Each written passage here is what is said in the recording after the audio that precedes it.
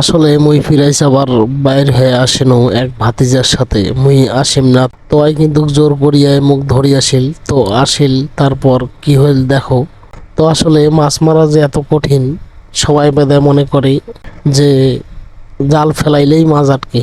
তো আসলে এই মুরব্বি চাষা তোমার সকাল থেকে আছে মাছ মারেছে। তো যে হিসাবে দেখা পানু বাপরে বাপ মানে মাথায় নষ্ট যে যে তুলা মাছ মনে করছিল যে উঠিবে আসলে সেটা হয় নাই। মাছ উঠিছে মাত্র একটা। তো এই মাছটা এই একটা একটা করে টান দিয়ে যদি একটা মাছ উঠে তাইলে তোমরা এলা হিসাব করো যে কতক্ষণে কত না মাছ হবে। তো মাছ পাওয়াটা আসলে ভাগ্যের ব্যাপার। জাল ফেলাইলে যে মাছ পাবেন সেটা কিন্তু নয়।